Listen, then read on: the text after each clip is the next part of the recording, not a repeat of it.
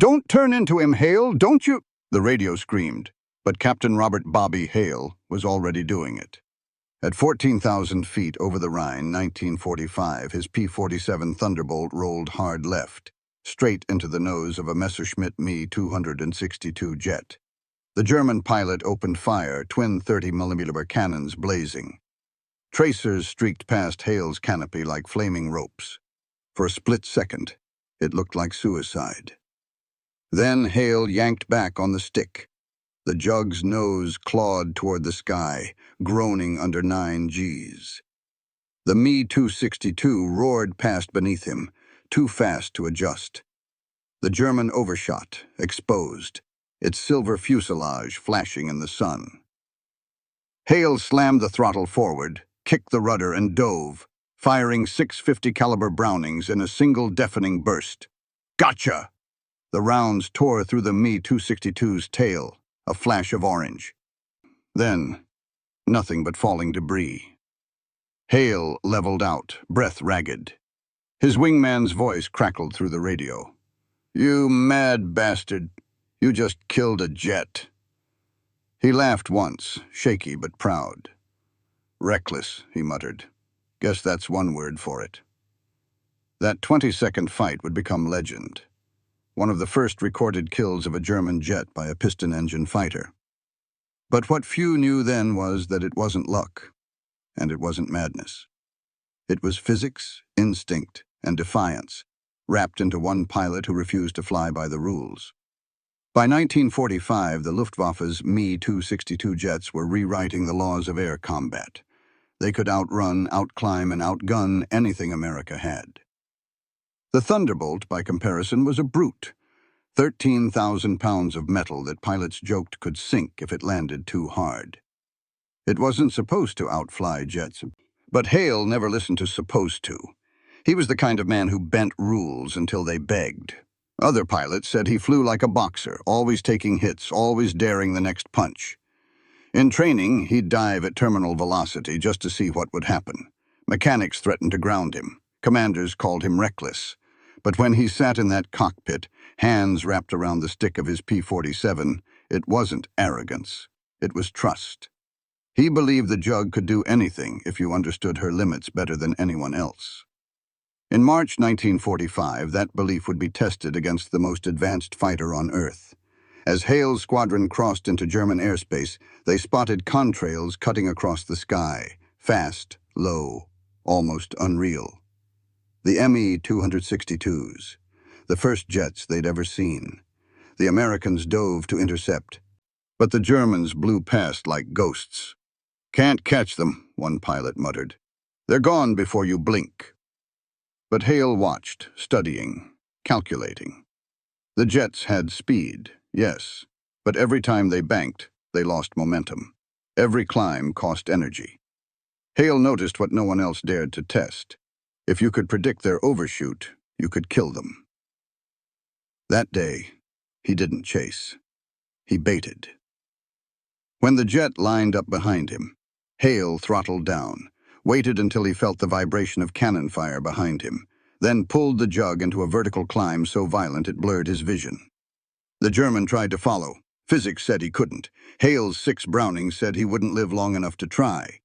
When the Me-262 went down, his squadron didn't cheer. They just stared in disbelief. The heavy, slow Thunderbolt had killed the fastest plane in the sky.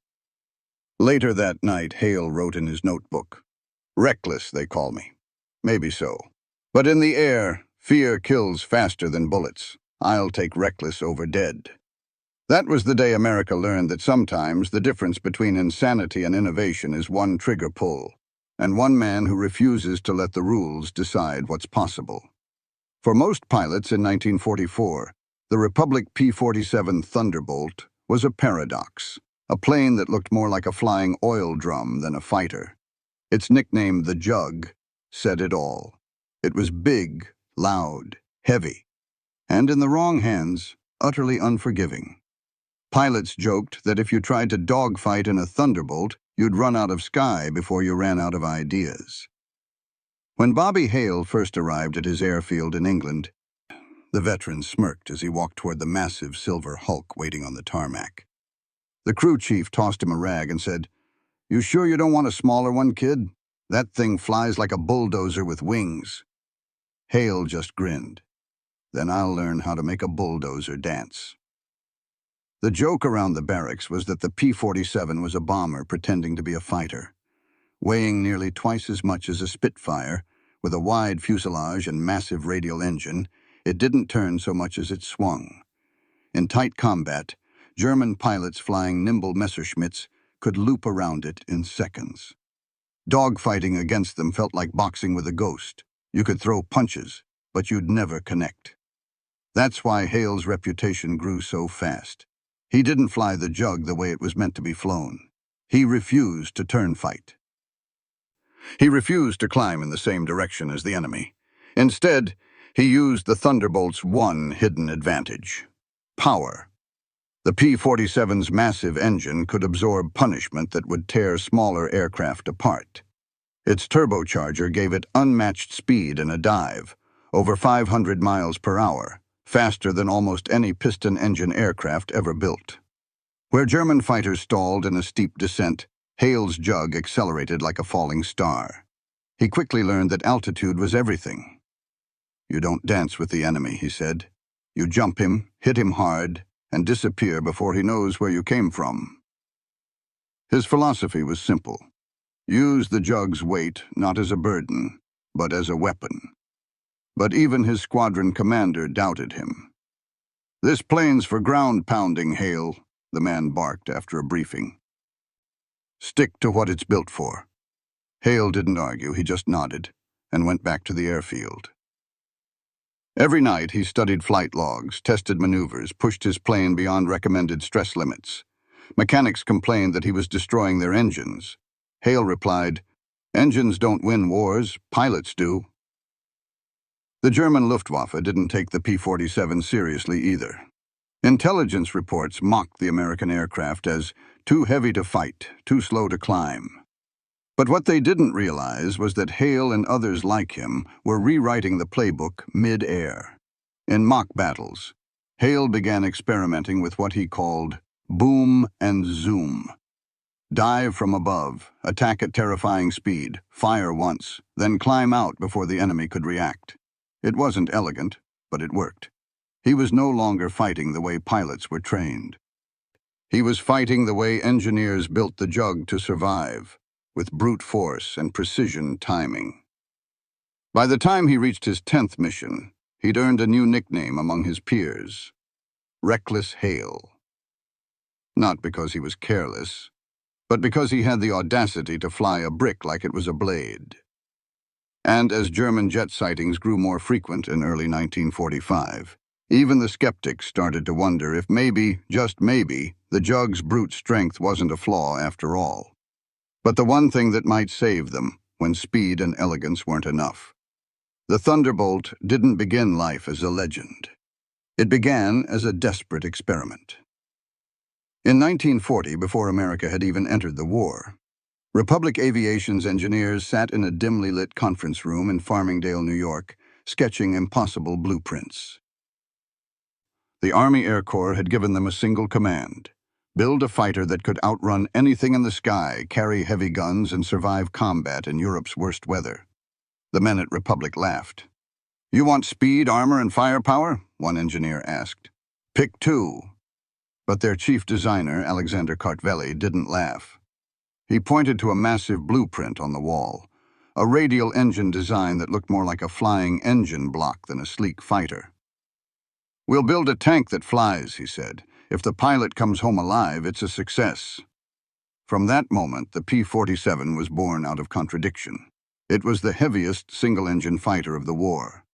13,500 pounds, fully loaded. It carried 8 Browning .50 caliber machine guns, each capable of firing 800 rounds per minute.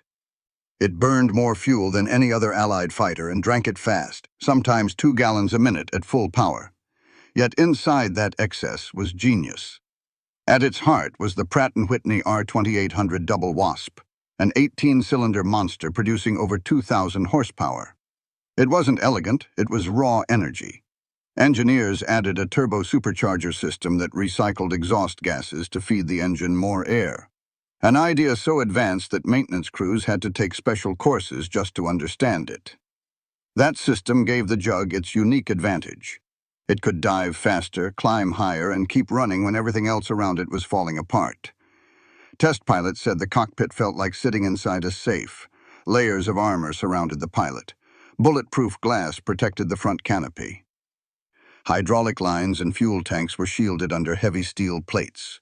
When early versions rolled out for testing, they absorbed so much punishment that one general joked, "If you can't shoot it down, you might as well hide from it." By 1943, the Thunderbolt had become the industrial heartbeat of American air power.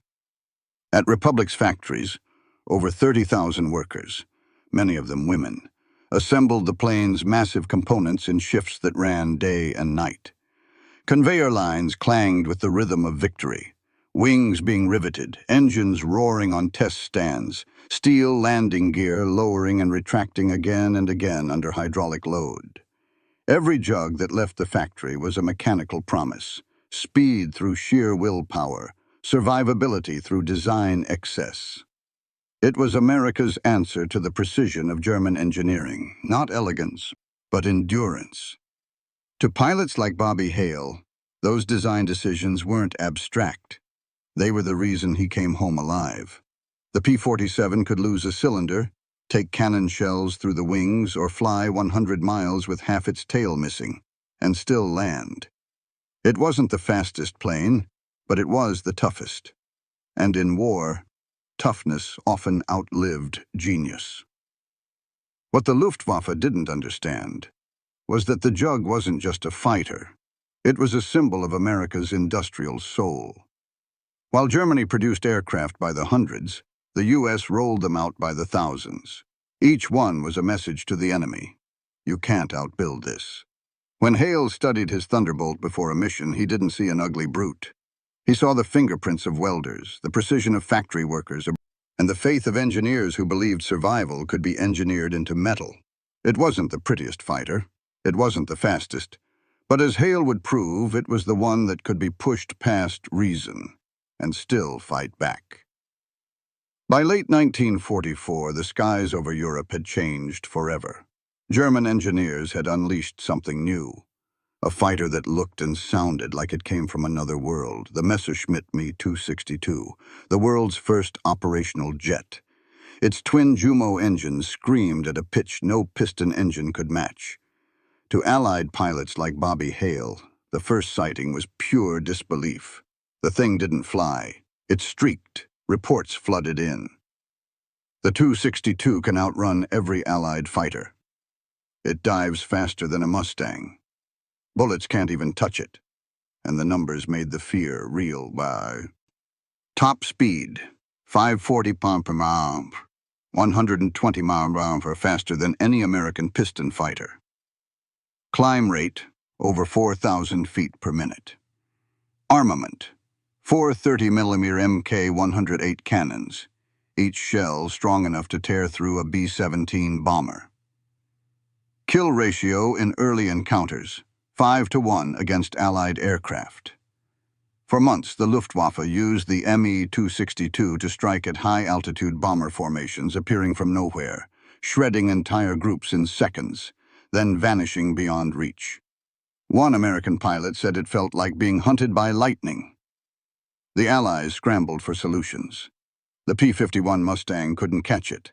The Spitfire couldn't climb with it. And the P-47 Thunderbolt? It was written off entirely. U.S. intelligence classified the Jug as a ground attack aircraft, too heavy for aerial pursuit. Even Hale's superiors told him, "If you see a jet, dive for the dirt and pray." But numbers, as they often do, told two stories. For every Me-262 that took off, one stayed grounded. Germany's jet program was a miracle of engineering, but a nightmare of logistics. Each plane required over 6,000 man-hours to build, and its Jumo engines burned out after only 25 flight hours. Pilots had to take off on short runways with engines still spooling, making them vulnerable during climb and landing. And while Germany built around 1,400 Mi-262s, America built 15,000 P-47 Thunderbolts. The math was brutal. Germany had the future of flight. America had an army of factories. The contrast wasn't just industrial, it was philosophical. The Mi-262 represented perfection, designed for elite pilots flying precision missions. The Thunderbolt represented mass, machines built fast, flown by ordinary men who learned through grit, not privilege. To the Luftwaffe, that sounded primitive. To men like Hale, it meant one thing: endless resilience. "They have jets," he said. "We have replacements." Still, the first jet encounters rattled the American psyche. Hale's squadron lost 3 bombers in a single sortie near Kassel. The jets came in head-on, their 30mm shells ripping through B-17s like paper. When the P-47s dove to intercept, they found themselves chasing smoke trails that simply outran time itself. Back on base, pilots stared at their briefing boards in silence. For the first time since D-Day, they faced an enemy that could not be beaten by skill alone. It was technology versus courage, innovation versus instinct. And yet, amid that despair, Bobby Hale saw something the numbers didn't show. He noticed how the jets handled, how they hesitated in turns, how they flattened out when trying to regain speed, how their pilots avoided prolonged climbs. In those gaps, Hale saw opportunity. The Mi-262s were fast, but not invincible. They were delicate, dependent on perfect conditions. "They can outrun me," he told a mechanic one night, "but they can't outthink me." The war in the air had entered its final act. The statistics favored the Germans. But the math of survival, the math of grit, guts, and gravity, was still on America's side. And Hale was about to prove that a so-called obsolete aircraft could turn those numbers into ash. March 1945. The Rhine Front. The air above Germany was thick with black smoke and tracer fire. Down below, the Allies were crossing into Hitler's homeland. Above them, the Luftwaffe was throwing its last miracle into the sky, the Mi-262 jet. Captain Bobby Hale's P-47 Thunderbolt roared at 22,000 feet, its massive engine thundering in his chest. The mission was simple: patrol and protect the bombers. The reality was chaos. "Bandits! 2 o'clock high!" his wingman yelled over the radio. Hale squinted through his canopy and froze. 2 streaks of silver light tore through the cloud deck ahead. Jets. They weren't flying. They were slicing through air itself. He'd seen photos, heard the briefings, but seeing them in motion was something else entirely. The Mi-262s came in like angry comets, cannons blazing. Their 30mm shells tore into a B-17 formation below. One bomber burst apart midair, wings shearing off in fire. "Christ almighty," Hale whispered. "They're untouchable." But even as the jets dived away, something clicked in his head. They were too fast to stay in the fight. Their attack lasted seconds, then they had to pull up and loop wide before coming back. Hale felt the instinct rising. There's the opening. He shoved his throttle forward and dove after one of the jets. His airspeed needle climbed. 350, 400, 480 mph. The P-47 screamed. Rivets groaned. The wings shuddered. But Hale kept pushing. The world blurred into vibration and noise. Ahead, the Mi-262 rolled left. Its pilot hadn't seen him yet. Hale squeezed the trigger. 650 calibers spat fire. The rounds missed, but the flash caught the German's eye. The jet banked hard right. "Damn it," Hale muttered. "Too quick." The chase lasted seconds. The Mi-262 simply vanished into the haze. Hale leveled out, heart pounding, sweat streaming under his oxygen mask. Back on the ground, his crew chief met him by the plane, shouting over the engine's cooling hiss. "You tried to chase a jet, didn't you?" Hale yanked off his flight helmet, eyes burning. "Yeah, and I learned something." That night, he stayed up in the briefing tent long after the others had left. The sound of generators droned outside as he scribbled in his notebook. "They can't turn," he wrote. "Not fast. They hit and run. But if you catch one on the pull-up, he's yours." The next morning, he put it to the test. His squadron was tasked with hunting down jets near the Castle region. It was risky. No one wanted to fight ghosts. But Hale had a theory. Don't chase the jet. Make it chase you. At 15,000 feet, he spotted another Me-262 coming straight for them. It looked unstoppable, slicing through sunlight like a blade. Hale ordered his men to break left and scatter. He stayed straight. The jet's cannons opened fire. Hale saw the flash.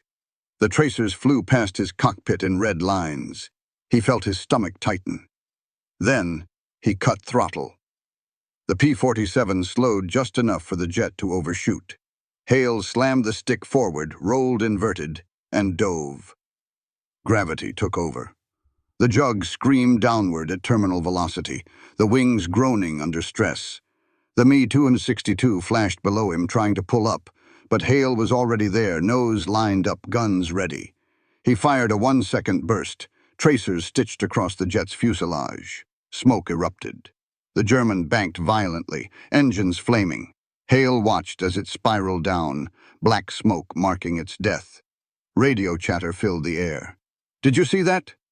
He killed a jet." "No way. The jug can't do that." But Hale didn't celebrate. His hands were trembling. His breath came in gasps. He simply whispered, "Can't do that, huh?" When he landed, his plane bore scars, holes in the fuselage, cracks along the wings. The ground crew looked stunned. His commanding officer stormed up to him, shouting, "You disobeyed orders, Hale. You were supposed to disengage." Hale just shrugged. "I didn't chase him," he said. "I let him chase me." No one laughed that time. His logbook entry for the day was short. Confirmed kill. 1 Me-262. Lesson learned. Fear is slower than physics. That single victory changed everything. Commanders began studying his maneuvers. Engineers analyzed his gun camera footage. And within weeks, Hale's reckless tactic became doctrine. The jug had just proven that courage, precision, and a refusal to accept limits could bring even a jet down from the heavens. Bobby Hale didn't see dogfighting as art. He saw it as math. Brutal, simple, and merciless. In the weeks after his first jet kill, he filled notebook after notebook with equations, sketches, and diagrams. Dive angles, energy retention curves, overshoot probabilities. A mess of lines and arrows that only he could understand. Pilots called him crazy for staying up until dawn with a pencil instead of a drink. But Hale was building something far more dangerous than instinct. He was building a formula for killing jets. He called it the bait climb. The logic was elegant in its madness. The Me-262's engines took 8 seconds to respond to throttle changes. That meant, in close combat, the jet couldn't adjust quickly enough if you forced it to overshoot. So instead of running, Hale would slow down. He'd let the jet close in, guns blazing, then pitch his Thunderbolt upward at the last possible second. Physics did the rest. The P-47's turbo-supercharged engine didn't need time to spool. Its propeller thrust was instant. While the jet was still accelerating, Hale's jug leapt upward like a slingshot. The Me-262, built for speed, not agility, tried to follow, but at that angle its airflow broke apart. Its speed collapsed. The trap snapped shut. At the top of the climb, Hale would roll inverted, nose down, and dive, gravity pulling his 13,000-pound aircraft faster than the jet could recover. In that split-second reversal, Hale's guns were already lined up. 6 Brownings, 50 caliber Thunder. Every time he explained it, other pilots shook their heads. "You can't bait a jet," they said. "You'll get vaporized before you pull up." But Hale had numbers. The Me-262 burned 2,000 pounds of fuel every 20 minutes. It couldn't stay in combat long. Its cannons only carried 100 rounds per gun. A few seconds of fire. Hale knew that if he could survive the first burst, he could outlast it. "Speed kills," he said, "but only if you can control it. If you can't, it kills you first." His squadron leader, once his biggest critic, now watched him carefully.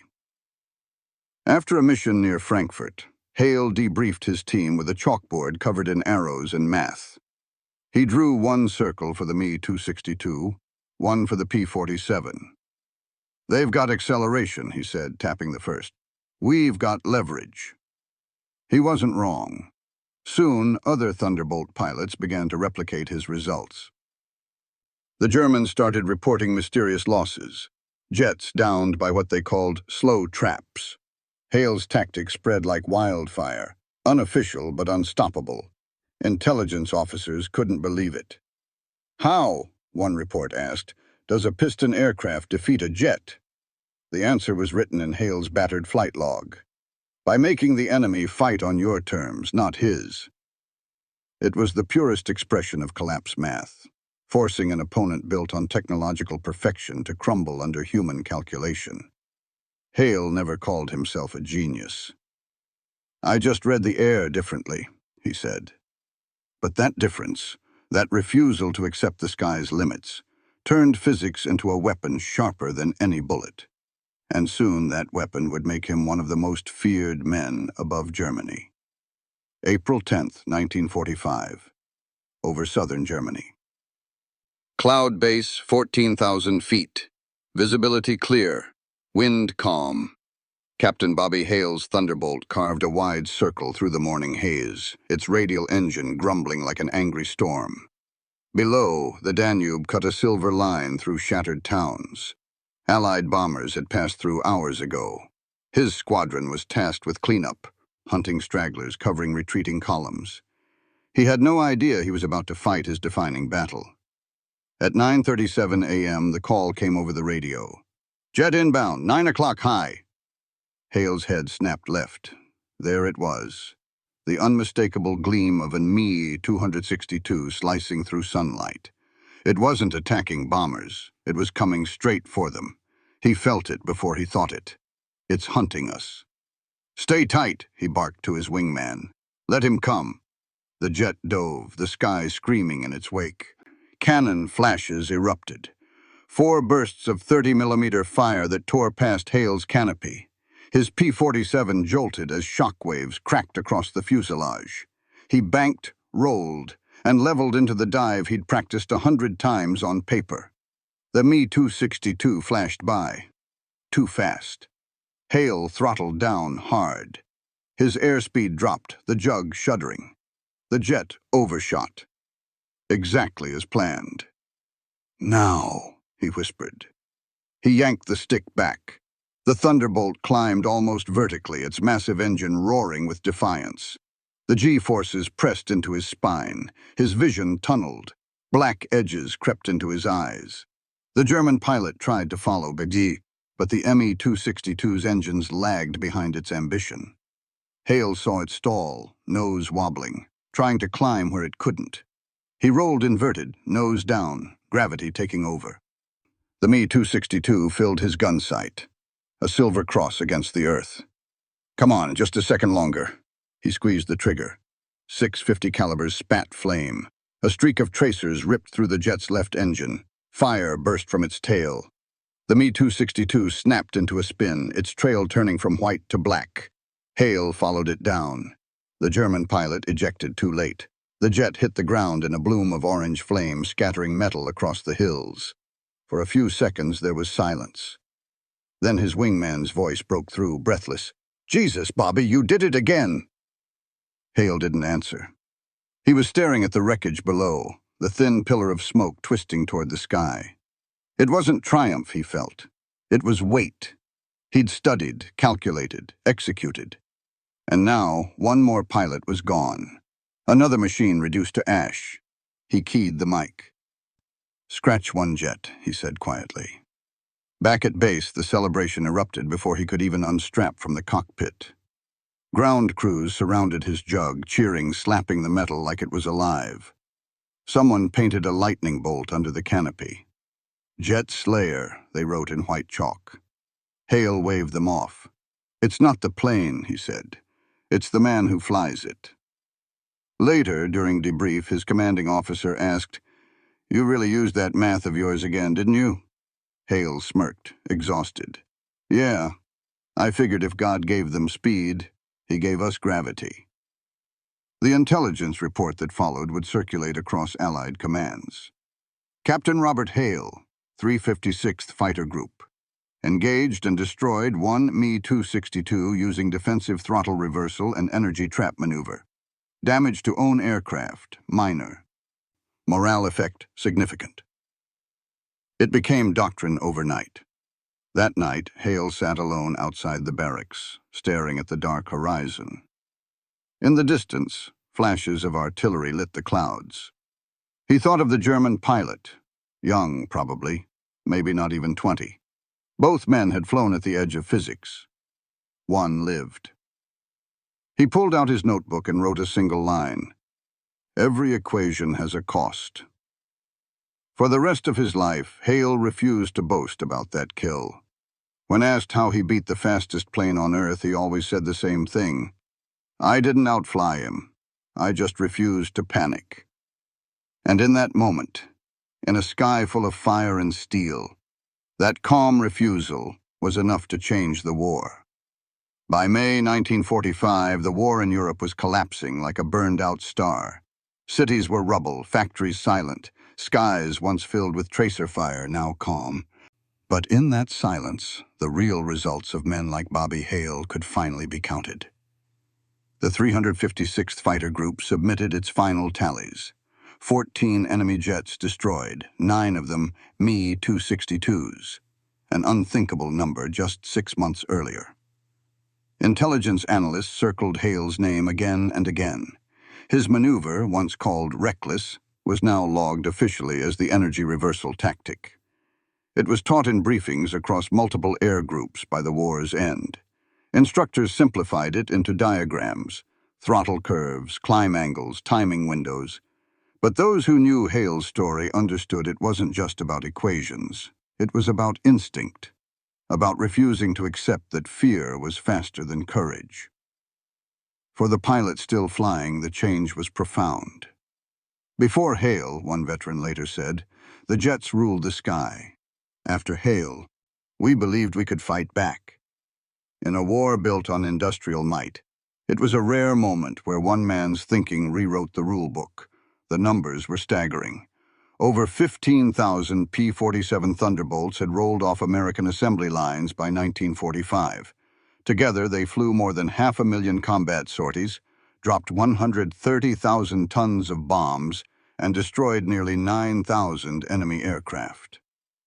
But behind every statistic were the microseconds of decision that men like Hale faced, the fractions of courage between life and death.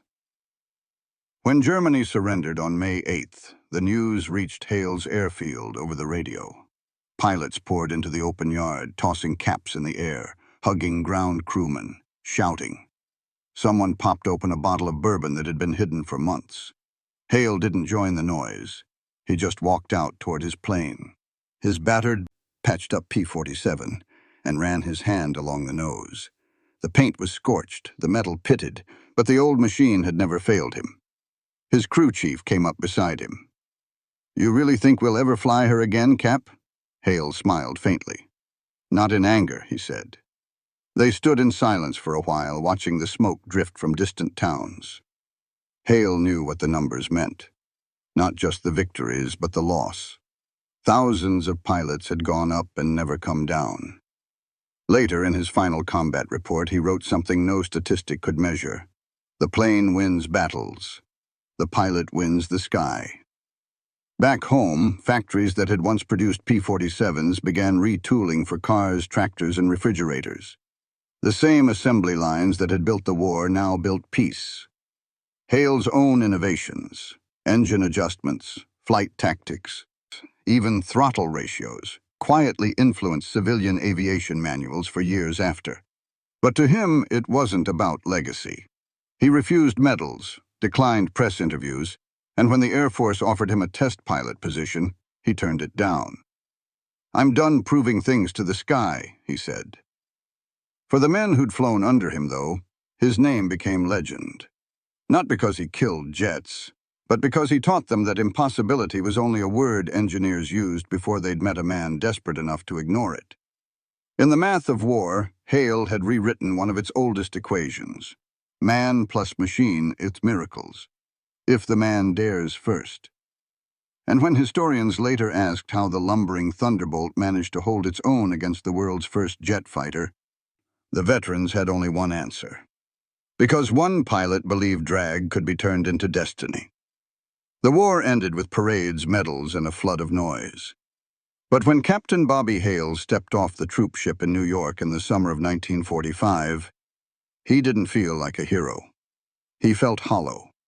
For years, his life had been measured in altitudes and airspeeds, and fractions of seconds between fire and silence. Now, there were no coordinates, no missions, no targets. Just the soft noise of civilization restarting.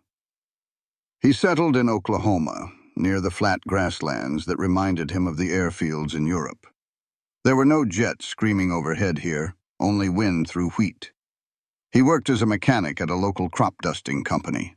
No one there knew he'd once rewritten aerial combat doctrine.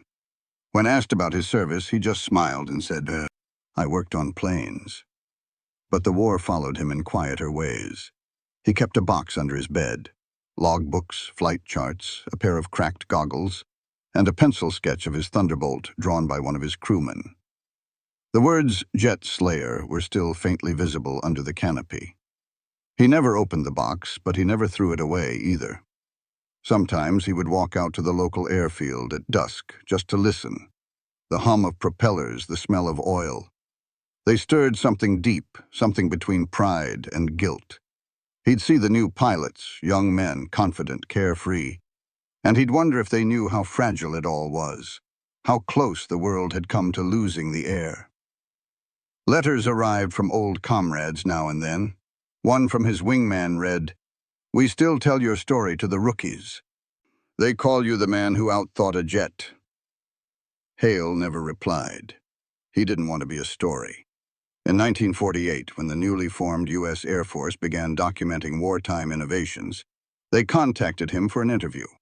The report they published cited his tactic as one of the first energy management maneuvers in modern aerial warfare, a forerunner of what jet pilots would later call boom and zoom dynamics.